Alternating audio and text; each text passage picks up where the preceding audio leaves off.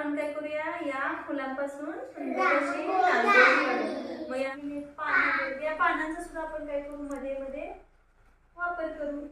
हे बघा, ही पानं आपण कोणत्याही, असं नाही की आपल्याला हीच पानं पाहिजेत, तर आपण कोणत्याही झाडाची पानं यासाठी वापरू शकतो. शाळेच्या बागेत कण्हेरीचं फुलांचं झाड आहे ना, त्या झाडाची मी इथं पानं वापरले. तिथं तुम्ही कोणत्याही झाडाची पानं वापरू शकताय. तुम्हाला हो, आंब्याची पानं पण वापरू शकताय. आता बघा, इथं आपल्याला काय करायचे, आता हे गुलाबाची जी फुलं आहेत ती मध्ये मध्ये आपण ठेवूया, हो की नाही. ती फुलं आपण काय करूया, मध्ये मध्ये ठेवूया. ठेव ना.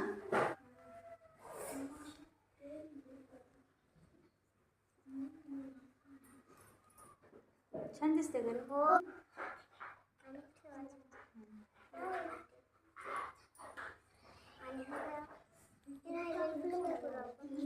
बस झाली. चल की रांगोळी बघा, रांगोळी किती छान दिसते. आता आपण काय करूया, या फुलांची रांगोळी या पॅडवरती काढूया. फुलांची रांगोळी कशी काढायची ते मी इथं तुम्हाला दाखवायला लागलेली. बघा,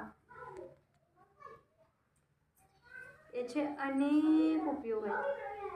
त्यापैकी तुम्ही मला सांगितलं की टीचर काय करा, एक रांगोळी काढा, म्हणून मी तुम्हाला रांगोळी दाखवते.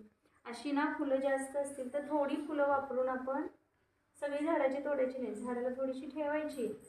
अशी फुलं वापरून आपण काय करू शकतो, घरासमोर सुंदर अशी रांगोळी फुलांची काढू शकतो. एकच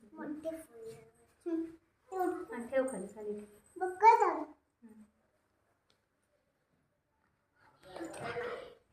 जरा वेगळा कलर आहे म्हणून ही गौरीची थोडीशी फुलं आपण ह्याच्यामध्ये काय करू,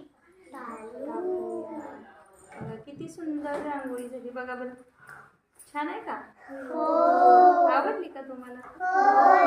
अशी रांगोळी आपण घरासमोर म्हणा किंवा आपल्या शाळेसमोर काढू शकतो. अजून ह्याला जर आपल्याला वाढवायची झाली हीच रांगोळी, तर आपण अजून अशा प्रकारे वाढवू शकतो.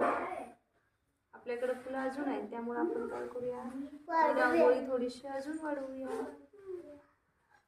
अशी आपण रांगोळी वाढवू शकतो. बघा, तुम्हाला आवडली का ही रांगोळी? सूर्यवाणी झाले, सूर्यवाणी बघा, सूर्यासाठी झाली का?